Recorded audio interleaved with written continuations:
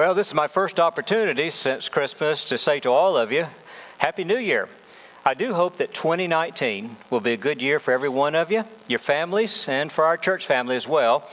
And this leads me to ask a question.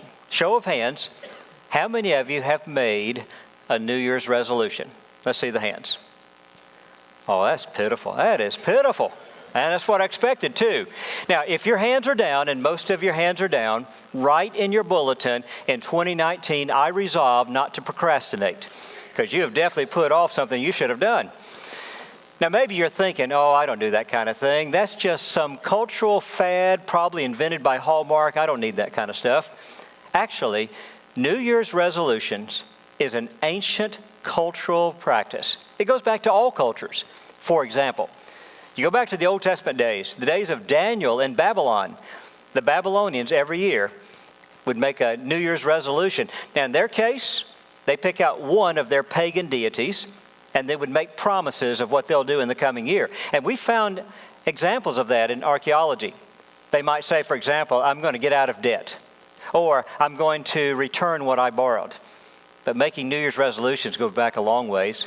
In the time of Jesus, in the Roman Empire, the Romans had a tradition of doing the same thing. Here's how they did it. They would make their promises to their Roman god Janus. You know him because that's the origin of January, the name.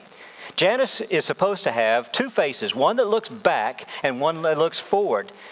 And so you talk to this guy and say, I'm putting this behind me and I'm moving forward with that. And then other cultures have their own way of doing it, and Christians picked up on it along the way. Listen, it's an age-old tradition to create some kind of New Year's resolutions, to take advantage of the opportunity to make a change and do something different. Now, I Googled to find out what are the most popular, the most frequent New Year's resolution. I've done this several times through the years. I tell you, the list never changes. It's always the same things. And if I were to put a top 10 up and let you guess, you could probably guess all of them. So, for example, you know what's going to be on that list because it always is. Something about your health, improving your health. You know what that's going to mean? Exercise. I'm going to exercise in 2019. Now, that's probably why in 2019, if you own a gymnasium, membership goes up in January.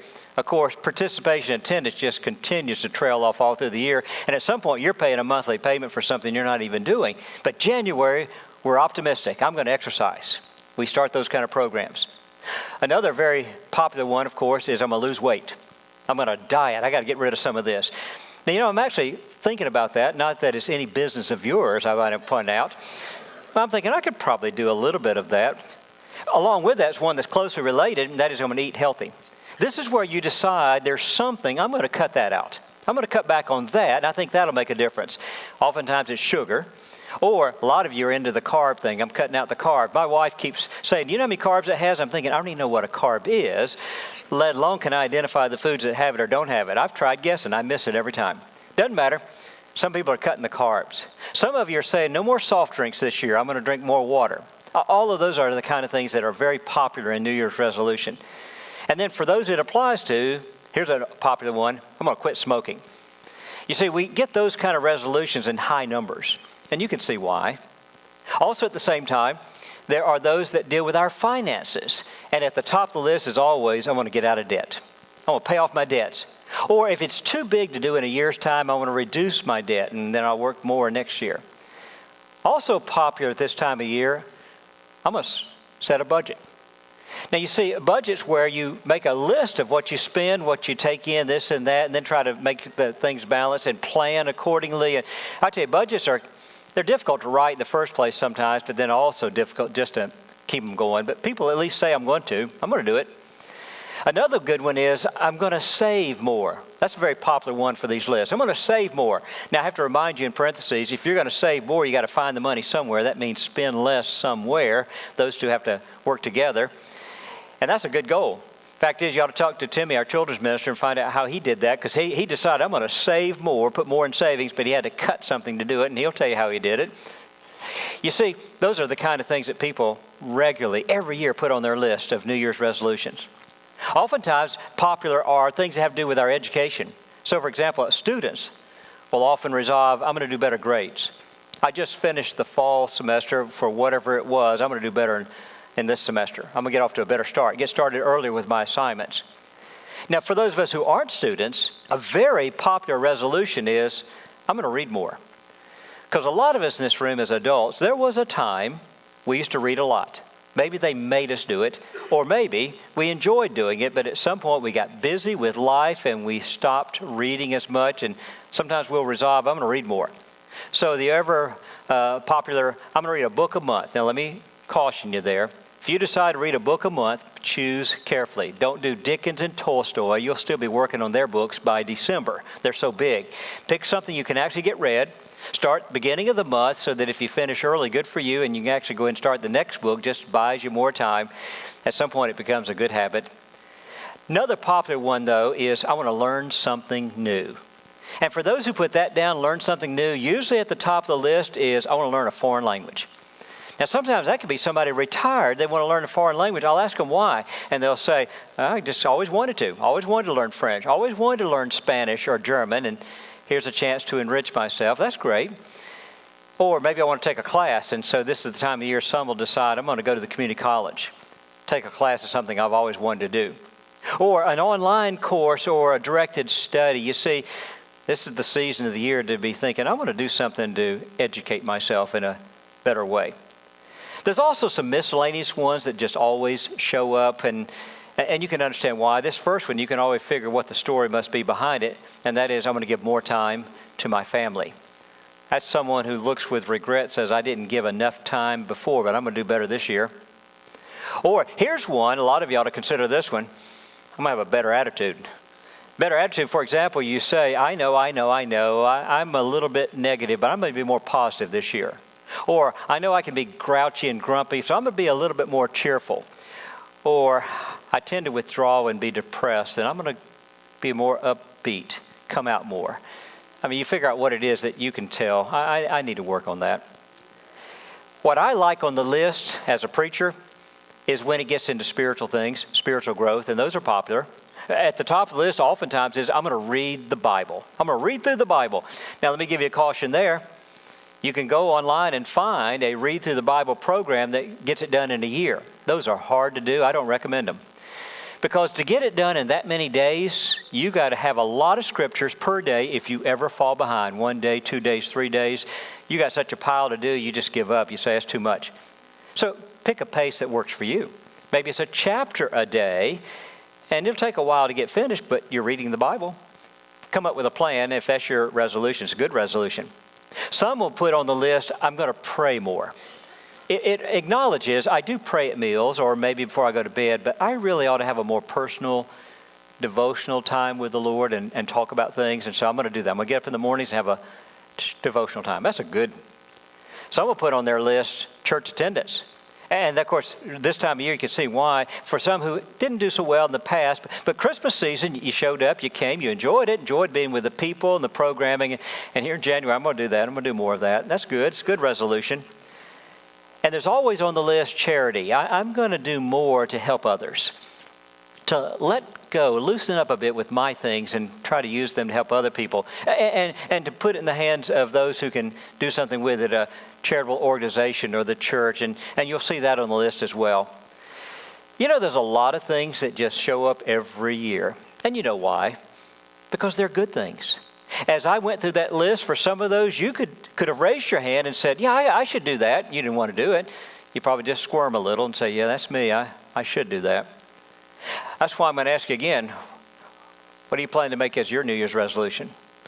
See, I really think there ought to be something that you say in 2019, I'm going to work on this, I'm going to do this, and then have something that you work towards. We all should. To me, that's a very Christian way of thinking. I'll tell you why. You think about the essence of Christianity, what is it? That we are sinners who become saints, moving from bad to good. That in Christ we're growing and becoming more and more what Christ would want us to be. See, Christianity is all about change for the better, to become a better person. And I'm thinking this is a great opportunity every year to remind ourselves of that truth and then figure out something I can work on to be that better person that Christ wants me to be. Now, I will tell you, becoming a better person can actually take different forms depending on who the person is, what you choose to work on. Sometimes for us, there's a sin in our life. There's something that's wrong. It needs to be corrected. Here's a good time to say, I'm going to get serious about that and change that. Sometimes it's something I'm doing, it's actually good, but I should be doing better. I'm not at my best, and I want to work on improving, getting better. And sometimes it's something that I just simply want to do it. I want to add to my life. I want to enrich and ennoble my life and just expand the person that I am, and that's a good thing. It doesn't matter to me which direction you're going.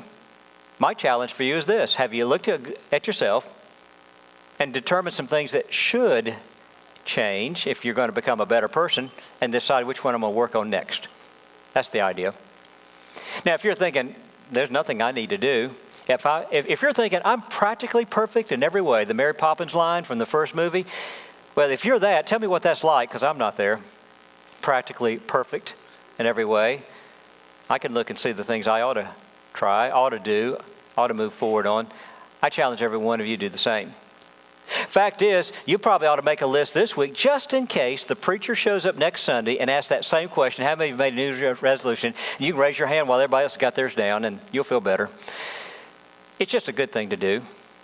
And it's what Peter is talking about in the epistle of 1 Peter. In 1 Peter, he's writing to Gentile Christians, and that's significant because if he was writing to Jewish Christians, he'd write a different book. See, Jews who became Christians, they started with a very strict, a very strong ethical code. They were living right. When they became Christians, they had to change their theology a bit to bring in Jesus Christ, but their ethics was pretty much the same. But Gentiles, that's a different story. Gentiles were living by different moral codes, the codes of their pagan faith and their culture. And oftentimes they are what you and I think of. We talk about somebody who's worldly, outside of the way God would want us to do things. That's why when Peter writes to Gentile Christians, he'll make a long list of the things he says you used to do with all your Gentile friends, but now you're a Christian. Those things have to go. And you've put away some of them, but not all of them. And you need to work on that. You need to change. See, the epistle of 1 Peter is about change and becoming a better person. And that's why I use that as my challenge for you, to consider what change do you want to make? How do you want to become a better person? Now, to get you started, I want to give you a very practical guide. Because in Christianity, we got great theology and we got practical living. And today is a very practical living message because I want to use something Peter gives us and apply it to you with whatever resolutions you might come up with. 1 Peter chapter 1, verse 13. Chapter 1, verse 13, here's what Peter says. Prepare your mind for action. Be self-controlled and set your hope fully on the grace that will be yours when Jesus Christ is revealed. Now, I'll give it to you in a short form that you can remember. You need to make plans, get tough, and stay focused. You can remember that. Make plans, get tough, and stay focused. Let me start at the top with make plans. Use your head. That's what Peter says. Notice how he put it. He said, prepare your mind for action. He's pointing here to the head. But let me tell you how he says it in the original Greek. The old translations like King James, they pick up on that, and I like it. It's colorful. He says, gird up the loins of your mind.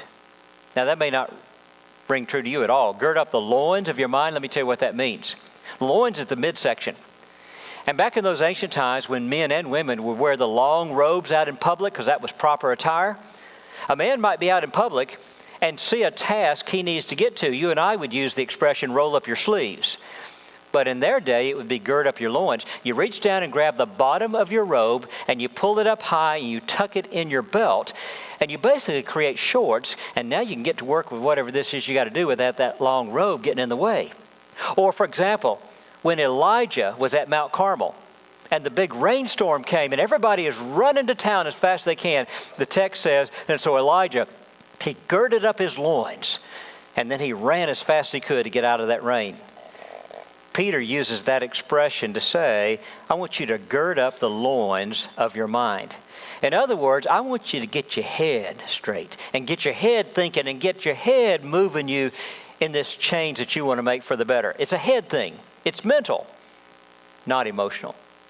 See, folks, if you focus on your feelings, you might start with a resolution and feel pretty good about it and be all excited. I'm going to do this thing, but be careful. Feelings are flaky. They come and go. You need your head to kick in and say, I'm doing this no matter how I feel. If you trust your feelings with New Year's resolutions, isn't it your feelings that got you in trouble in the first place?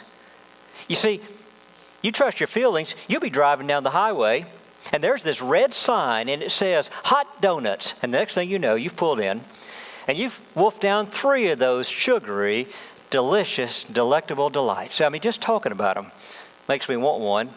Unless that's your resolution, I'm cutting back on that high sugar stuff. And that's where you don't want to go with what you feel like. You want to go with what your head says do. Peter says if you're going to make a change and be a better person, it starts here. Get your head on. Gird up the loins of your mind. Now with that, I would tell you, you got to set your goals. That is, make your resolutions. Most of you haven't, so make a resolution or two. And now here's what I advise you in a practical sense. Don't get overambitious. Don't do a whole bunch. Don't say, Pressley, I'm going to show Pressley. I'm going to make a whole long list and show him. No, make it short. Because you make a long list, you're liable not to get it all done. It's too much. Overwhelming. Make you a short list of what's really feasible. I can get that done. I can do that. That's me. You want to stretch yourself but not break. And so you want to make it something I can actually sink my teeth into and I can pull this off. I can do it. You got to set your goals. But here's the key, and this is where most resolutions eventually fail. You got to lay out a plan. You got to have a plan of action for accomplishing the goal that you set. And sometimes we fail to do that. Sometimes what we do is we express what it is I want to do and what I want to accomplish. We don't have any idea how to get there, and that's why it fizzles along the way. Like, for example, I'm going to lose weight. I've had people tell me that, and I'll ask them, what diet are you on? I don't know. I haven't really thought about that. Or are you doing an exercise program? No, I don't like exercise. You know, I'm going to lose weight, but has no plan. That's just wishful thinking. That's why we have the expression, a failure to plan is a plan to fail. You've got to actually map out what you're going to do or you're not going to get much done. You've got to figure out, for example, what are the means and resources I need to do this thing? And then see if I've got them. Or where do I get them if I don't? You need to figure out how I'm going to schedule this, how I'm going to do it, when and where and whatever. Because otherwise, it's not going anywhere. You may decide, for example, I need to do it early rather than late because too many things distract me. I'll put it off and have to try again tomorrow. No, I need to do it early, first thing, while I can still get time to do it. See, that's what you do. You craft a plan of action, working out the details. And when you do that, now you've got something that has a chance of working. Well, I like Peter's advice. You really do want to change, be a better person. It starts here. Starts by kicking your mind into gear, laying out your goals, laying out the plan towards it, and you're ready to go. But then the next step, get tough.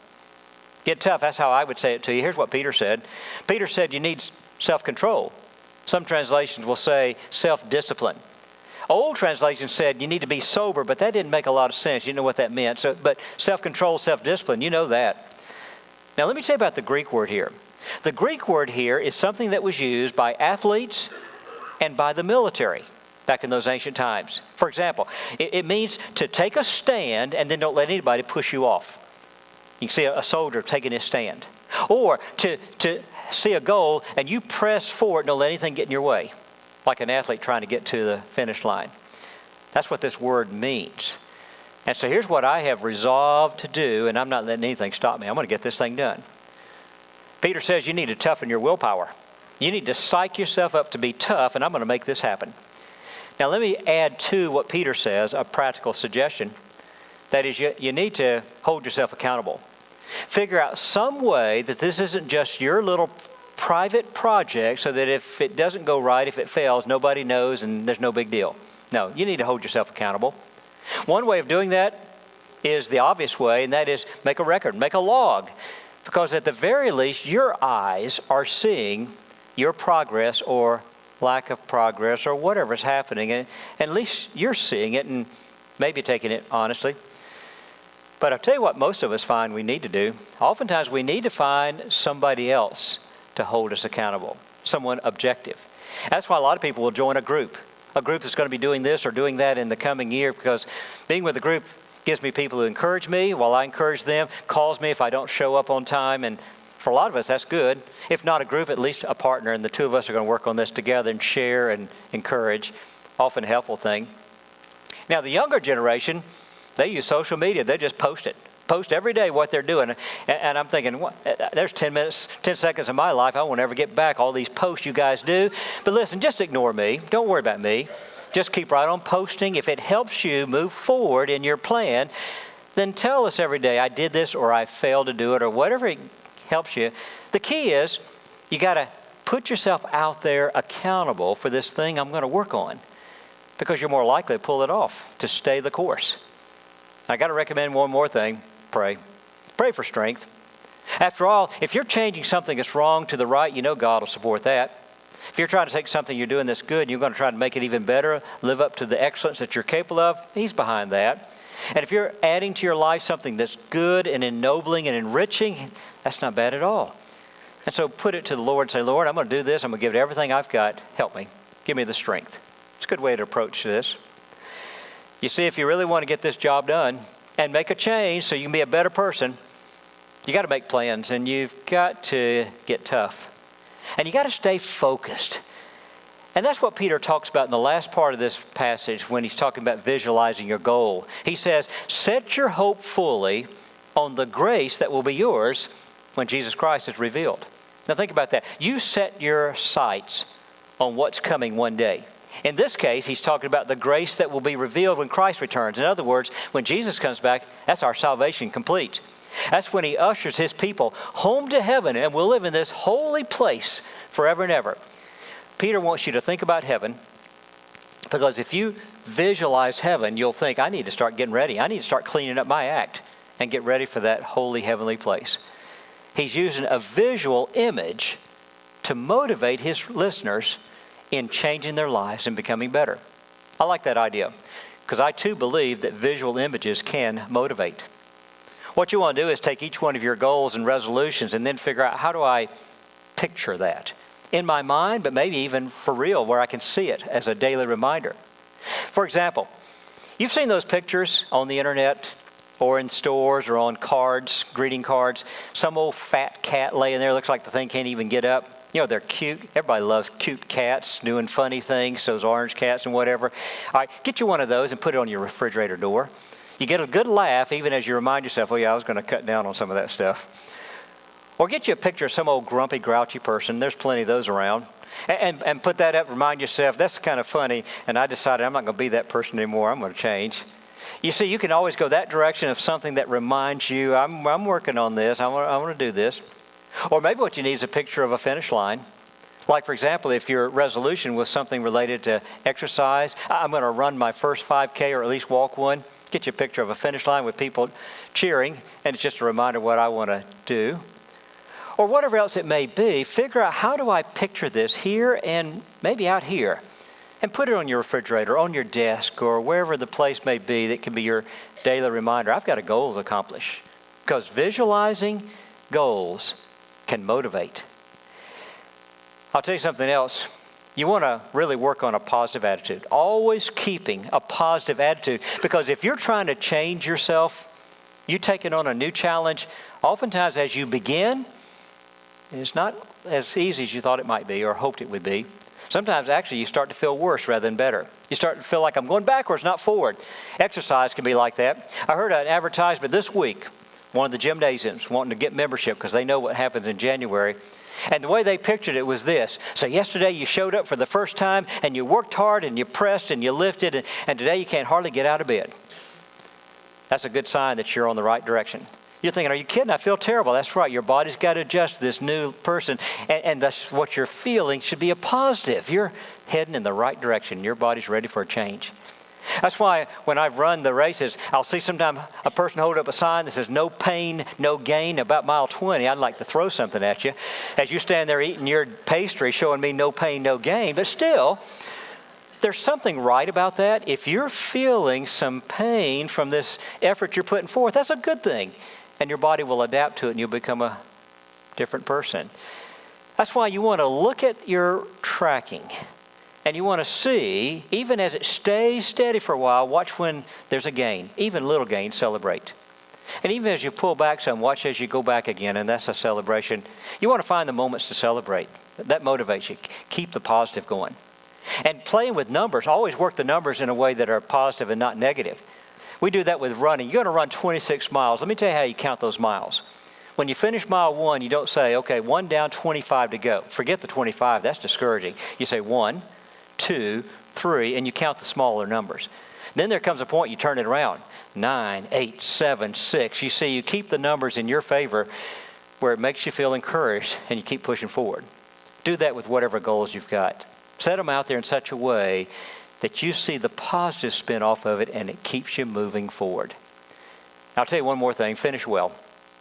Finish well. That's actually a lesson I got from my daughter when she was in 9th grade and joined the cross-country team. Her coach taught it to their team, and I liked it when she came on and told me about it. Finish well for them meant that as you're running that 5K, that's a long distance for you 9th graders. Many of you have never done it before. It's going to be hard, and you're going to struggle, maybe even have to pull back or this or that. But it doesn't matter. When you get to the final stretch and you can see the finish line in that final stretch, pick it up and kick and go as fast as you can. Don't leave anything.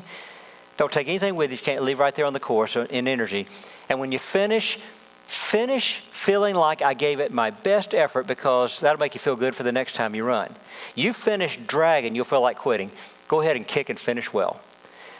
Actually, if you sign up for a marathon, as they send you materials to get you ready and they give you advice about hydration and this and that, they often include this. And when you cross the finish line, hold your head up. Now, a lot of times, 26 miles, you're dragging like this, but they say, no, when you get to the end, hold your head up and come on strong, because the camera's going to take your picture, and they're going to send you that picture. And you want to look at it and feel like, hey, I did that. I did it. It encourages you for moving forward. You don't want to look like you died there. You want to look like I did it. You know, there's something to that with all of your goals and resolutions. Finish well. Finish with one last kick, so that even if you don't get all the way that you wanted, I had this as my goal, but I got here, that's fine. Finish well, finish strong, celebrate that, and say, I got something to build on for the next time. I don't start back at 0, I'll start there, and now I move forward and do something else. You see, those are practical ideas, but they're practical ideas that really start from what Peter tried to teach his people, because he wanted them to change, to be better people than what they are. And in doing so, he reminded them that you're going to have to make plans, use your head, and you need to get tough and be disciplined and stay focused and visualize what lies ahead in a very positive way. So I'm asking you again, what's your New Year's resolution? I know what it ought to be, at least in a general sense. Our New Year's resolution should be, I want to be a better person. In 2019, I want to be a better person. And for each of us, that'll be different. What that looks like, what that means. But if you haven't figured out something, it's time to figure it out and decide what it is I'm going to work on. And I'm going to actually make it happen as through Jesus Christ, I become a better person.